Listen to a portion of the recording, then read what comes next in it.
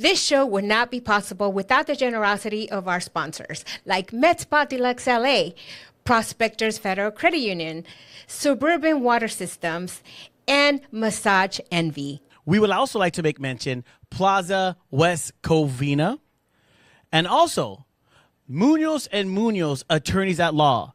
So if you need a lawyer, criminal law, personal injury, accident, motorcycle accident, make sure you call Munoz and Munoz Attorneys at Law. Okay, everybody, welcome back to another episode of Let's Connect Now. And we are really excited because last episode we talked about reading and books and coaching and getting the right people around you. I mean, right? We talked about a lot of good stuff. That was a great episode. Yes, we talked about a lot of books, and this is the only one we were missing, I think, at that time. So yeah, you brought your whole library that day. Yeah, I did. So then this is going to be part of our collection, so I'm kind of excited about it. So, yes. Yeah, so today we actually have a great guest.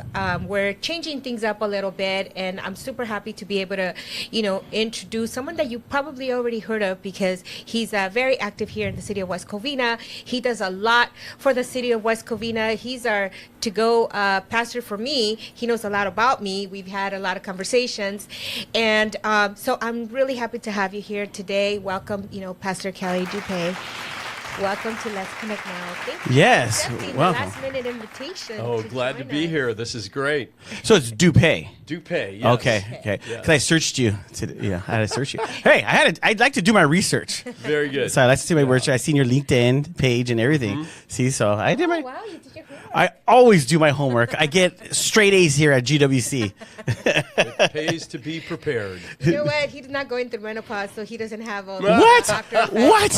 I tend to forget a lot of things. I don't think this is the conversation we're going to be having today. We're going to have more coaching. It's more about coaching. Yeah. So tell us a little bit more about what else are you involved here in the city of West Covina, because you play a big role. Well, I was a pastor here for 35 years in the city of West Covina, and then stepped down from that about a year ago. And now I'm doing full-time marriage coaching, and then I get to serve as the chaplain for the West Covina Police Department. Oh, that's so nice. I really enjoy being involved in the community in those roles, and helping people wherever I can.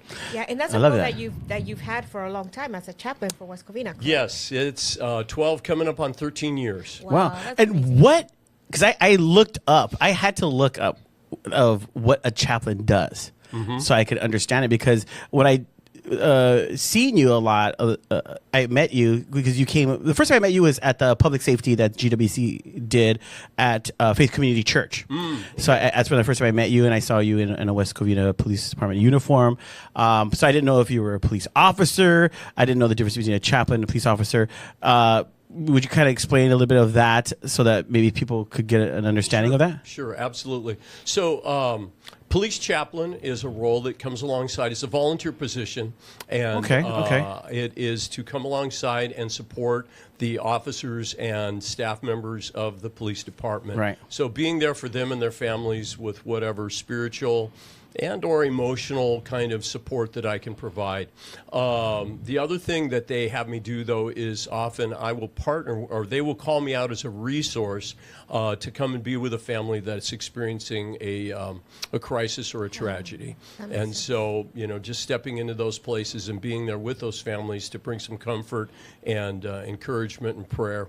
It's an honor to serve, and I enjoy doing it. And but that's kind of what the chaplain role is. The chaplain role, okay. Yeah, it was interesting because as I was reading about it, it just said, yes, you are a minister.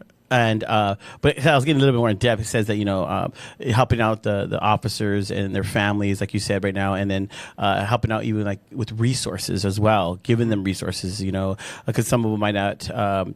They said chaplain could be any type of religion that whoever they bring in, but that chaplain has to provide resources for the officers and the families and stuff. Yeah, absolutely. Yeah, it's very much mirroring, and just being there to serve in any way I can. I don't come in with any kind of an agenda or. I'm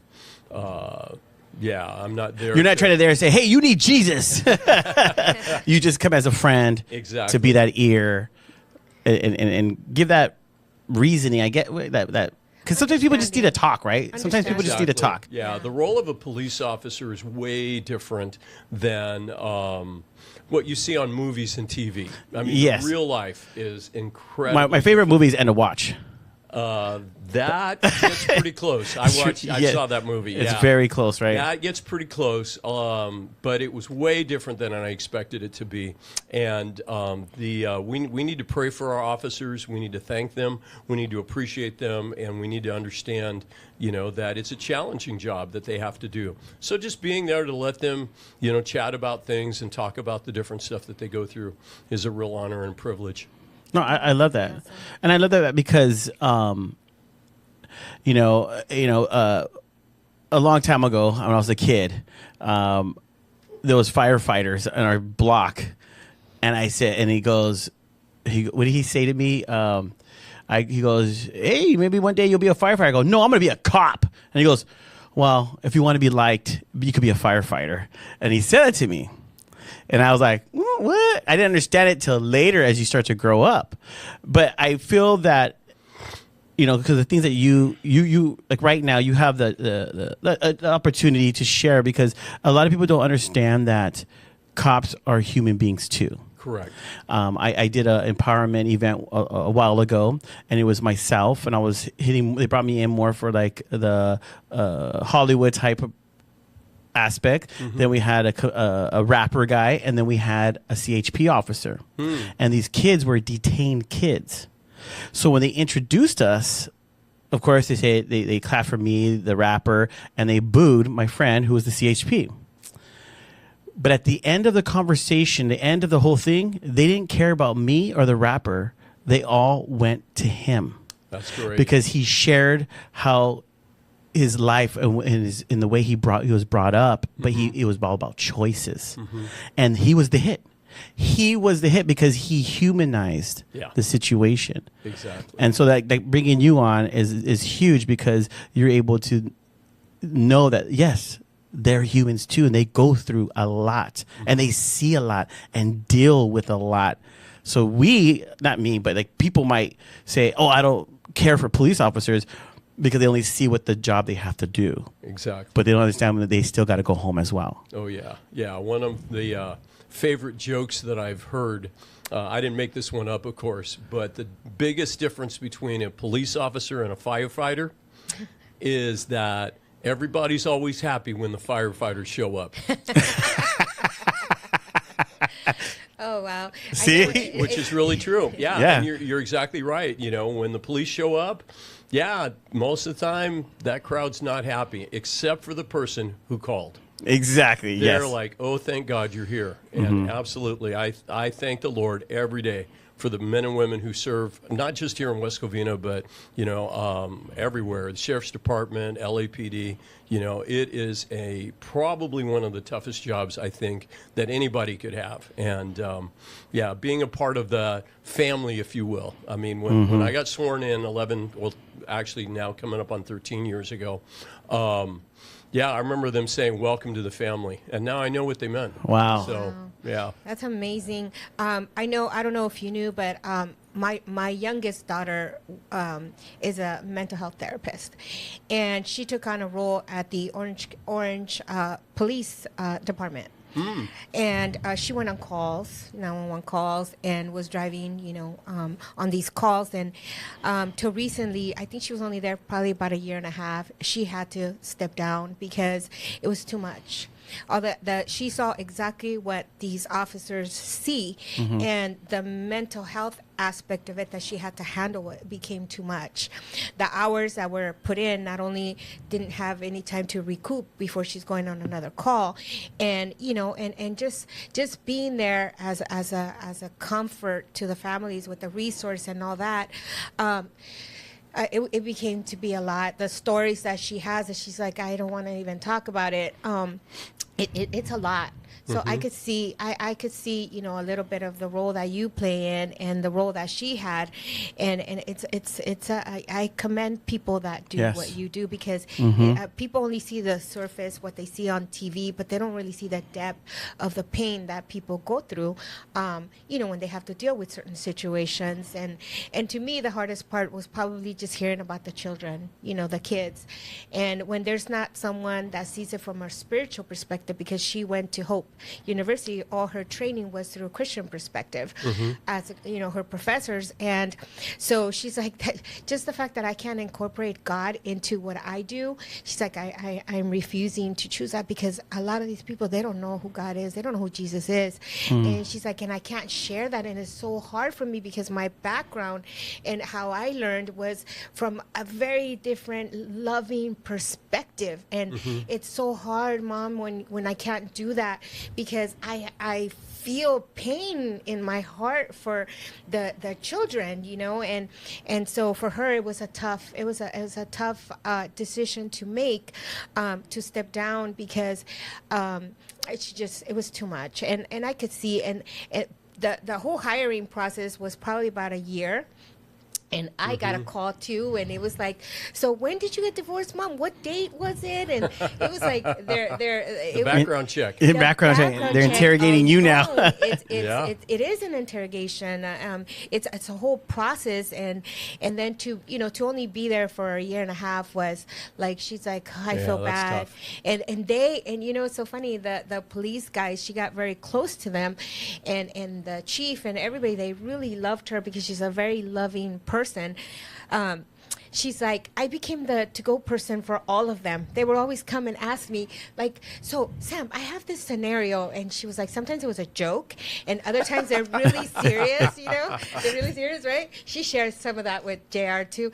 And she was like, guys, I'm a therapist. I am not a psychologist, so you might want to check with your psychologist. I don't know, but sometimes, because they knew, you know, a little bit about her background, they would ask her, so, you know, from a faith perspective, you know, this and that, and she was like, oh, I love that, you know, and so I could see, you know, she wasn't a chaplain or anything like that, but I could see how people could gravitate to someone that kind of has an understanding a little bit from the mental health perspective.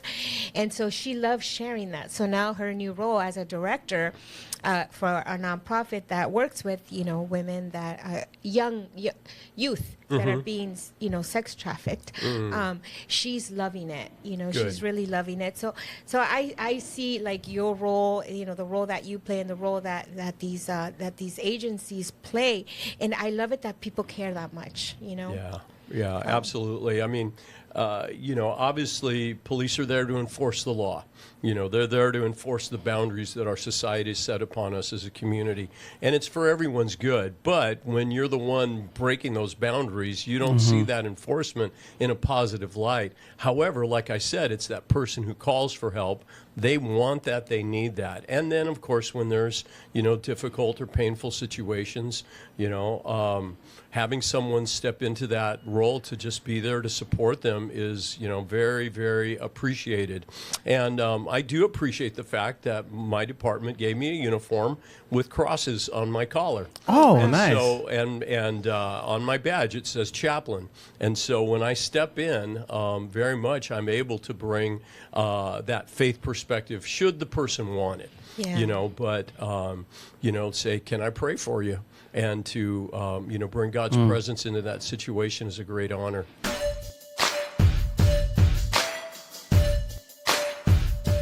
Hi everyone, I'm Ralph. This is Mike. We're Munoz and Munoz Attorneys at Law, here to help you guys for all your legal needs. Mike, tell them what we do. So we do personal injury, car accidents, semi-accidents, premise liability, slip and falls, even dog bites. We do it all.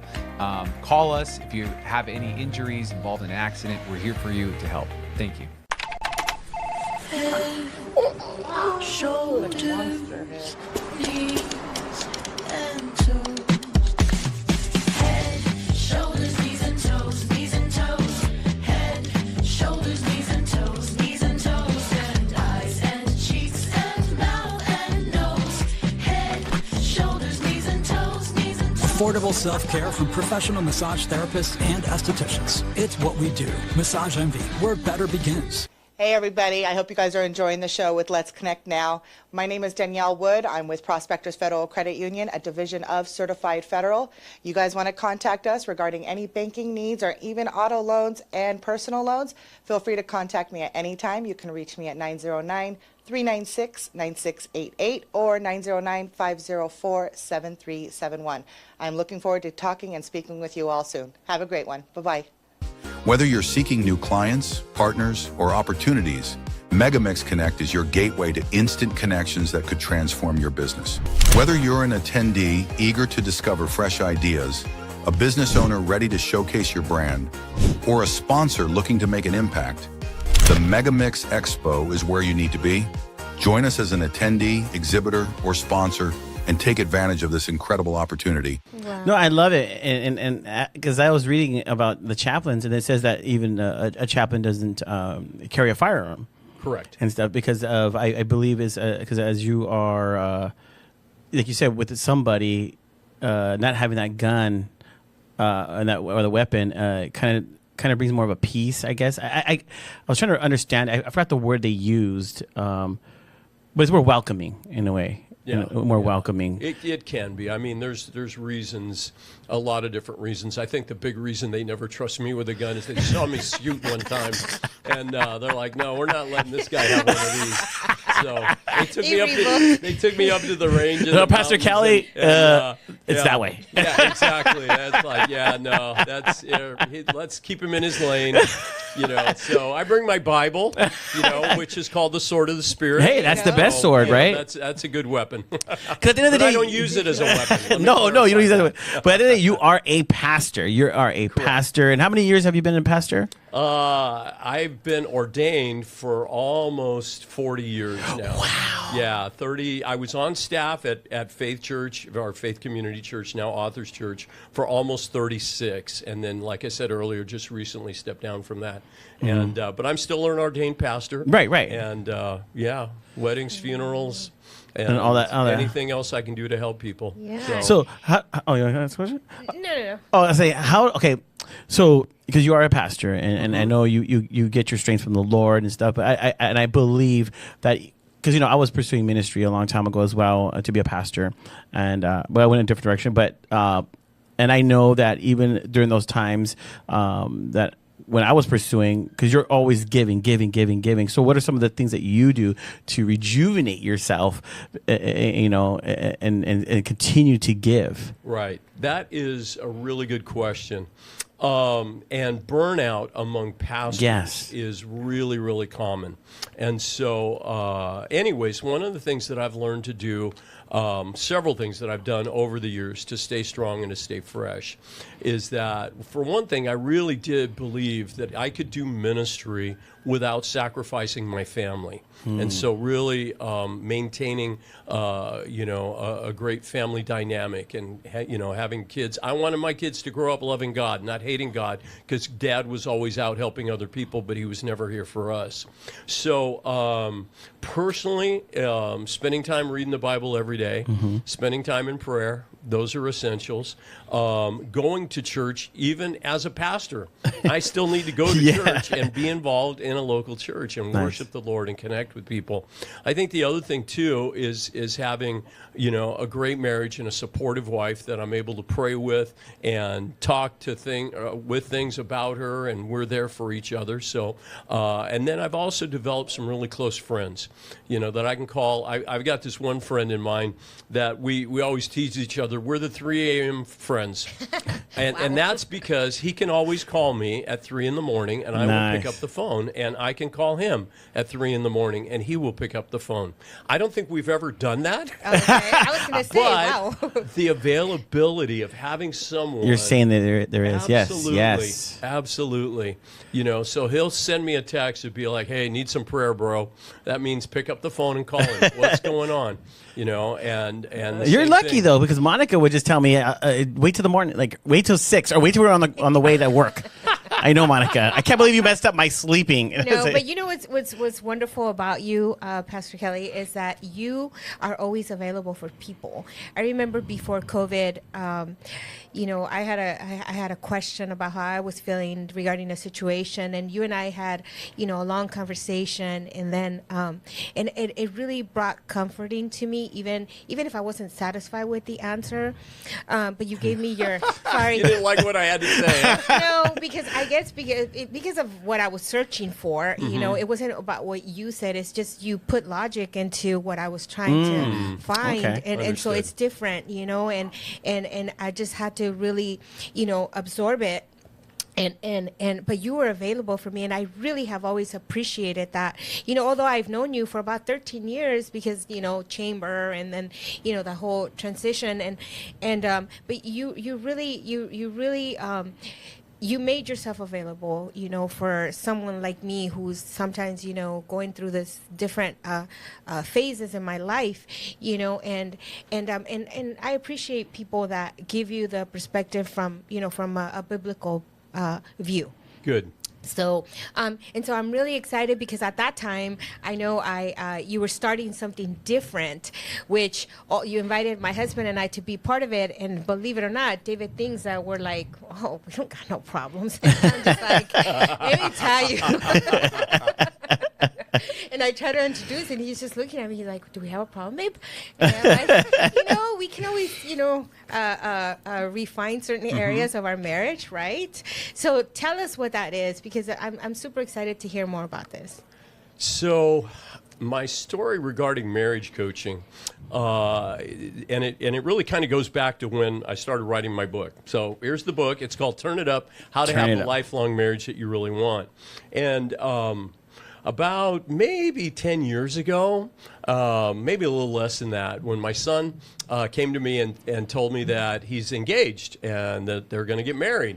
And the next morning in my prayer time, I said, "God, what can I do for my son?" And he said, and I really felt this as a guidance from the Lord, just start writing down how to be married. Start writing down your fatherly advice. And by that time, been married maybe, 26, 27 years.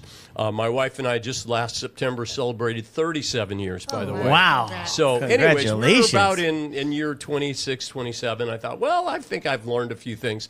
So I did. I just started writing it down, and I was really surprised at how much I had to say.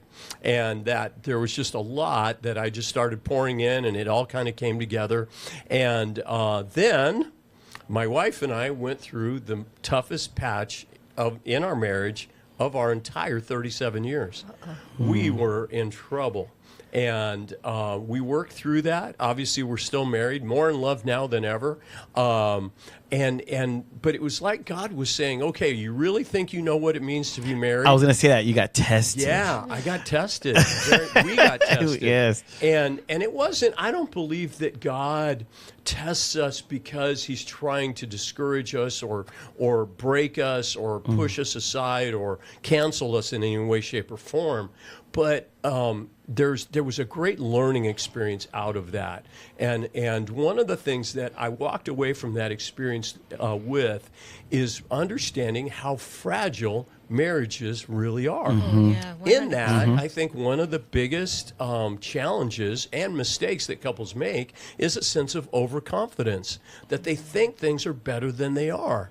But if somebody in that marriage isn't happy and they say something about it, and the other person's like, "Yeah, it's fine, we'll get over it. Just Here, brushes let's go it on a off. vacation," Right. and they don't deal with the issues. Those issues are gonna come back. And anyways, back to the story. We worked through all of that about almost 4 years ago. While I was still on staff at the church, a friend of mine got some training to be a life coach, and I thought, well, that's kind of an interesting thing. What's that all about? And so I started looking into that and decided, hey, you know what? I think I'd like to get some training as well. So decided to invest in that. And in the meantime, like I said, my wife and I worked through our issues. We got some help. We got therapy and really got back on track. Right. Then started the life coach training. And the desire behind that was, I'd like to help people whose marriages are struggling. So about halfway through that, out of the blue, my wife says to me one day, I think we ought to publish your book. And it was done, but I hadn't done anything with it. So in 2021, a friend of mine, was connected to a publisher and was able to get it published. And the response that I've gotten from people is that it's been extremely helpful to them. They've really learned a lot out of it. It's really helped their marriage. In fact, I had one guy, and I am not lying. I know sometimes pastors exaggerate, but this is the truth. I can get him on the phone, and you can talk to him yourself if you want. Anyways, this one guy told me, he said, if every couple would read your book, there would be no more divorce. Wow. That's an amazing compliment. I was That's like amazing. stunned. I didn't feed him that line or anything. I paid him afterwards. No, I didn't. But anyways, just really excited about that. So finished coaching training, got the book published, and then just started saying, hey, if I can help your marriage, give me a call. And have been really encouraged to see the results. Had hundreds and hundreds of coaching conversations now in the last almost 4 years now. And it's just been incredibly rewarding to see couples. In fact, I got another stat. And once again, this is not an exaggeration. I went through and I looked at all of the couples that I've talked to over the last 4 years. And some were like maybe one or two sessions. Some were 3 or 4. Some I've got that are still with me. We meet on a monthly basis, just as kind of a maintenance sort of a thing.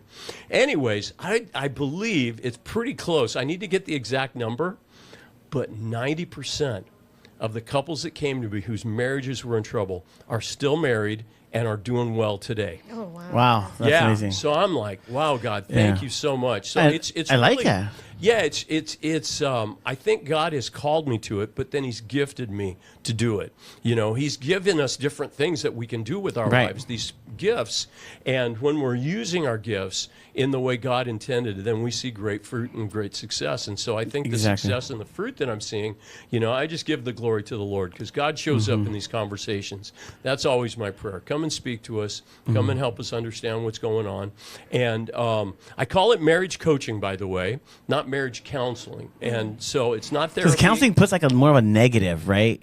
Like, I don't need counseling. Especially men are like that. Counseling. I don't need counseling. Exactly. I have a call scheduled for tomorrow with a couple, and they found me on YouTube, by the way, because I produce YouTube videos daily now. I'm posting on YouTube. Anyways, they found me on YouTube. They called me up, and we have a call scheduled tomorrow. And her one comment was, I'm not sure my husband's going to want to meet with a counselor. I said, well, tell him I'm not a counselor. I'm a coach. Or tell him that this is coaching, not counseling. So counseling and therapy definitely have a place for that. I've been on the receiving end of that. Very valid, very helpful. And there are great therapists out there. I'm not a licensed therapist, and I make sure everybody really knows that. So I do marriage coaching. Therapy and counseling tends to look backward. What are the past issues? What are the childhood traumas? What are the parenting struggles that you had growing up? Or parenting issues? Pardon me. And then how is that affecting you today? My approach is all of that's great and valid, and if you need that, go get that kind of help. What I do is try to figure out what kind of mistakes couples are making in terms of their communication, their problem solving, their understanding of each other, and I give them tools or techniques, if you will. I like to call them tools, but it's basically, you know what, if you do something different, you will have a different outcome in that conversation. I was on a call with a couple just this morning, and he was complaining that his wife, when they're apart, she hangs up on him if she gets angry. Seriously. And I've experienced that, yes. Yeah, and so I asked her about it, and she goes, well, I've just had it sometimes. I'm just fed up. He's not listening to me. This is not going anywhere, and I just can't handle it anymore. And I said, okay, but put yourself in his shoes. How do you think that's making your husband feel? Right. That's a good question. And she paused and maybe disrespected. Yeah. Maybe rejected. Yeah. So how about this? And I said, so what do you think you could do? Of course, the answer is always, I don't know. So I said, well, here, let me make a suggestion. How about being polite? For example, if you've had it and he's rambling on and berating you, who being a jerk. Let's say he really is being a jerk with you on the phone and you're done with that, okay? Well, you could say, excuse me, but I think this conversation needs to come to an end. So I'm going to hang up now. Mm-hmm. Isn't that much better than just click? And they both looked at me like, it's a simple solution. It's common sense. But in the midst of their pain and their anger and their frustration, it's like they just don't see it. No, so I mean that's just one example of kind of what I do. It's you know? funny how you're saying the difference between coaching and marriage counseling, because that's what Sam does. She's a marriage counselor, and you're right. They go back to they go back to when you're 2 years old. Let's find out where it started. Yeah. Exactly. And then they give, of course, you get exercises, and the reason why I know it's not because I talk to her, because I'm not allowed to. She's not allowed to, do any kind of, anything with mom or family. Analyze. But I read her books. I read some of her books and some of her notes, and I'm still doing it, from a godly perspective, because some books are just like, oh my God, they're amazing. And so you're absolutely right. The difference, what I think, I've been married 13 years now. And yes, is our how we answer and how we handle certain situations without blowing things up. It makes a big difference. Absolutely, it makes a big difference. And I'm glad that you're describing different scenarios, because I've done that. I've done the whole hang up thing where I just don't want to hear it anymore. And then he comes home and he's just like, are you okay? Instead of I always thought that he would come home and be like, why'd you hang up on me? Or start a fight, because that could happen too, right? But he doesn't. And that's usually what people do, by the way. They come back with anger. Yes. But never mind. Go ahead. But he doesn't. He doesn't. And so I think I can't wait to read your book. I think there's just it's super cool that the coaching is different. It's less intimidating, I think, too. Yeah. And I think especially with the husbands that I work with, they're a lot, because it's like sports. It's like, hey, do you play golf? Yeah. Oh, no. Did you ever take golf lessons? Yeah. And what did they teach you? How to hit the ball. Well, guess what? That's what I'm here to do. Yeah, you need to learn how to be married. And I'm convinced, by the way, every couple needs to learn how to be married. Yes. Maybe in our parents' generation, they didn't need that kind of work, but things were different then. Society was different, expectations were different. But I know from my generation onward, I had to learn how to be married. Now, you can learn the hard way, which is make the mistakes and figure it out on your own. Right. Or just and I've read tons of marriage books, and it's really helped me in my own marriage. And now I'm passing that on to others in different training things that I've done. And so you can learn from your own mistakes, but you can also learn from the mistakes of others. That's what books and podcasts and videos are all about. Hey, let me tell you how to do this. Or here's a suggestion, or like I say, with getting coaching, because then it's very issue specific. It's not just a general knowledge, but it's like, what, if you change this or do this differently, or let me make a suggestion. I always tell people, I don't like to tell people what to do, but I'm going to make suggestions, and then it's up to you. Yeah, they have to make the change. And exactly. So do you talk about everything? Do they talk about everything? Do you coach them on every single thing about marriage? What do you mean? Do they come in and they yell at each other, and then you're trying? We're trying to say. I'm talking about, because marriages have different struggles. They have, it could be, like you said, they don't get along. It could also be, Oh, so are you gearing in on certain subjects? Like they come in for a need, that specific need, and then you're hitting that need. Yeah. I let the couple set the agenda. Oh, okay. I don't come prepared. I have some core skills that I like to pass on, but it's much more effective if I bring it up in the context of a question or an issue, as opposed to, hey guys, today's lesson is. If you want that, watch all my YouTube videos. I got them all there. So you can learn a lot of this stuff from watching that. But then it's not the specific thing that they need in that moment. Because when they hear, excuse me, I'm just getting over a cold. So my cough is getting back a little bit here. That's fine. When they hear a suggestion based on a specific pain point that they're experiencing, they're more likely to put it into action, as opposed to, oh yeah, that's a good idea. I'll remember that for next time. So then maybe they will, maybe they won't. Yeah. But it's like, you know what? Here's what's going on. Here's what you can do instead. And they're like, oh, wow, I never thought of Yeah, that. I like that. So I want to hit a couple of things that you said, because you said one thing that if the woman hangs up on the man, He's all hung up on that. I am, because she said her husband comes home and says, "Hey, honey, are you okay?" I'm different. If my wife hangs up on me, I come home, we don't talk. You know, I'm more like, do your thing. You know, you hung up on me. She's gonna have to break the silence, because to me, she hung up on me. So that's the way I view it. I view it, but I've done it. My situation, how I take care of it, I should say. Maybe it's called brushing it under the rug. I don't care. You know, we're gonna talk later, whatever. And then eventually it's broken. Like, so you want to eat? You know, I made dinner. You ready to eat? Yeah, sure. And it just kind of gets brushed under the rug. And I believe coaching is important because, or nobody really has a great marriage. I've been married 26 years, and I'm not saying that I could give advice. No, what I'm saying is that because during our lives of marriage, gosh, bang on me. During our lives of marriage, the man and woman are always changing. Mm-hmm. You know, I could be all of a sudden going through midlife crisis. She could now all of a sudden be going through menopause. So I got to be able to deal with that situation. She has to learn to deal with me going through midlife. I have to deal with her now going through, and the coaching and the way, because I might still react to her a certain way because of just that's how I responded, but I'm not being sensitive that she is going through changes within her body, and that's where the coaching stuff could come into play. But I think you're a great. I love the fact that you were. Are you asking for advice now?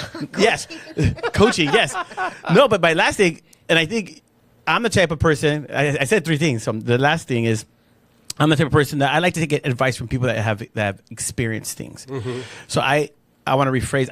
I don't think God was testing you. When I said earlier, maybe God was testing you. I believe my point of view, as I've been hearing you, God allowed you to go through a situation so you could know how to speak to someone like myself. I think because so. I agree. I would not respect you if you're telling me what to do something and you have no idea, exactly, no experience. But now that you're sharing with me that you have, you're transparent at this moment, it's like I open up more in a way. Absolutely, yeah.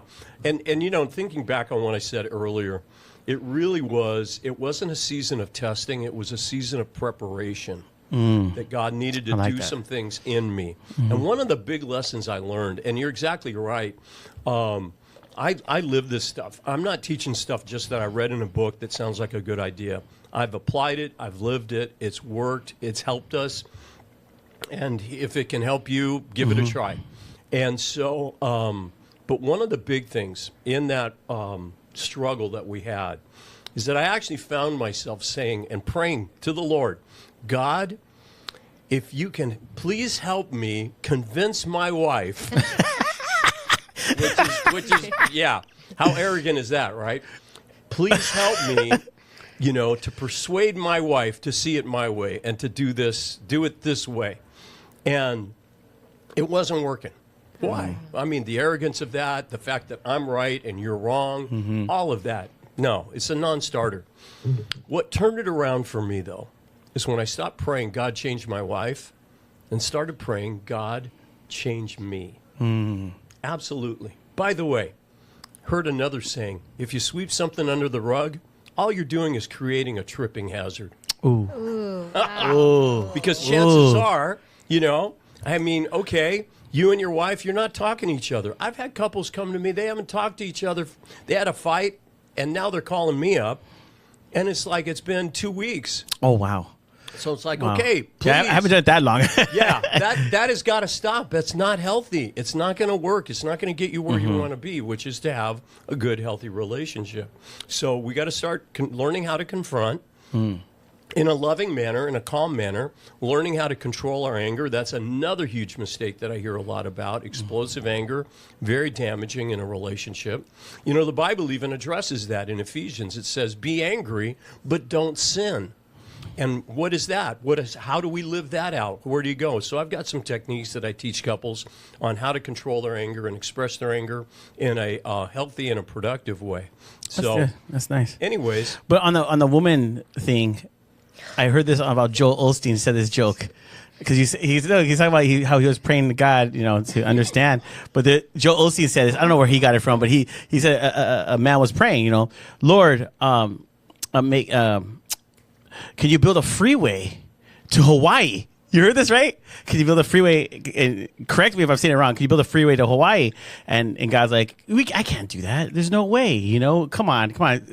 What else would you want? Well, God, help me understand. I'll say it in this way: my wife. And then God goes, "Is that one lane or two?" Exactly. How many lanes do you want? How many lanes do you want? Exactly. One lane or two? So Right. God even said, so. So here's the answer to that. Yes. Okay? Learn how to listen to understand. And that's another big thing that I teach couples to do. See, we always listen with an ear towards what am I going to say when they stop talking. Exactly. Right? And that's what my husband does a lot. I haven't even finished when he already knows the answer. And I'm like, Because we're it's almost- solutions. it's We're problem almost- solvers. It's almost like it's offensive to me that, did you really even listen to what I had to say? And he's so quick to want to fix everything. And sometimes you don't need to be so sweet and loving. Sometimes I just want you to be like firm about certain issues that I need. I don't know. I mean, God bless his heart. He tries his best. He really does. But sometimes he's overly, like, he just wants to pretend that everything's perfect. But then I really love the saying right here. It's like there's something that we're sweeping under the rug, and it's not that. You wrote it down. Yeah, she wrote out what she Right. said. All you're creating is a tripping I'm hazard. learning something You today. are going to Oh, I'm come learning back too. I'm loving and this. going to trip over that again, and it's not going to go Exactly. away. And that is so true. Yeah, exactly. So learning how to confront, making requests, dealing with the anger, but then learning to listen. And it's it's a learned skill. You got to practice it, but when you do, it makes a huge difference. So tell us a little bit about the book, Turn It Up. So Okay. if somebody digs into it, what are some of the expectations? I mean, what are they learning? Give us some insight, a little bit of insight. So the book is called Turn It Up. There you go. She's holding it. There you go. Get it on hey. camera. All right. So the idea behind Turn It Up is this. Think of your relationship or your marriage as a dynamic, changing thing, if you will, in the sense that if you go to, let me change it up and describe it this way. If you go to the hardware store and you say, I need a light switch, they're going to ask you what kind, because there's two different types. One type is the on and off toggle switch, they call it, the up and down kind, right? On, off. The other type, though, is a dimmer switch, which is sometimes that knob or that little slider Yeah. thing. We have in our- Right, exactly. Marriages are like the dimmer switch, because what happens when you get married?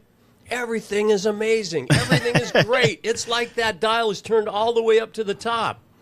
But then life happens. Choices are made. Kids come along. Work demands. Hobbies sometimes get in the way. And gradually, what was up at number 10 gets turned down to maybe 4 or 5, or maybe lower than that. And then conflict starts arising, and that turns it down even lower. Well, you keep going, eventually that light's going to go out. So what do you have to do? You have to turn it up. And that's what the book's all about. Wow, I love that. How like do you that. turn it up in your marriage to maintain that closeness? You're not going to peak at number 10 all the time. So let's be realistic. But I think we can have healthier marriages when we learn how to be married the way God wants us to. So in the book, I've got 5 commitments and 5 skills that I teach. So the commitments are things like focus on becoming one. That came from Genesis chapter 2, where God says, for this reason, a man would leave his father and mother and be united to his wife, and the two will become one flesh. That's God's plan. So how do you bring that about? What do you got to do practically? How do you strengthen that relationship? Other commitments are things like protect your marriage from outside influences or from damaging influences. And then the skills are things like listening, understanding, asking for what you need. When I gave my book to my daughter, who's married now, and they've been married 4 years, but when the book came out, she wasn't married yet. She said that was the hardest thing in her relationship, was learning to ask for what she needed from her boyfriend or fiance at the time, and now they've been married 4 years. So hopefully she's gotten better at it. But it's just learning how to do that. Another big one is learning how to manage your anger and then release forgiveness. Wow. You know, and Yes. so I talk a lot about, you know, what does forgiveness look like, and how do you deal with the issues and hurts, because you are going to hurt yourself. I'm sorry, you are going to hurt each other. Yeah. That's what I meant. Yeah, it's going to happen. Yeah. Exactly. And then how do you deal with that, and you know, how does forgiveness come into play? And then the last chapter is, because this is the other big issue, is how do you manage your money together? Oh, that's wisely? one of the biggest fights in a marriage. Mm-hmm. Yeah. Yeah, so I give a lot on, and it's not just, you know, basic money management and how to set a budget and all that stuff. You can go to a lot of places for that. But how do you do it together? How do you get on the same page? How do you work as a team? I like that. Exactly. So that's kind of what the book is all about. And like I said, it's been well received, and yeah. I hope David reads it because he needs to put me in his bank account. Pastor Kelly, we're going to set an appointment just to meet with Monica. Actually, well, the first one is always free, you know, so be glad to give you both a free session, and then, yeah, we can talk about what you No, need to yeah, do to strengthen you things. share with me about that, and then after you, I give you my email address, and I've been getting your, I don't know if it's weekly or and I've been reading those as well, and now you have YouTube, like you said, so just having this conversation with you, I got to know you a lot better. I've always just seen you and just shake your hand and stuff, but now being able to really know who you are and stuff, this is amazing. I can't wait to see what else God has in store for you, and to be able to see and have you even here more often, because there's a lot of even areas that we could dig deeper into, you know. Absolutely. Because not just they say this as well, you know, we're business partners, and they say it's a marriage, you know, and some of these things could be applied in even those things of communication and respect, and because, you know, a lot of business boundaries and stuff. Absolutely. You know,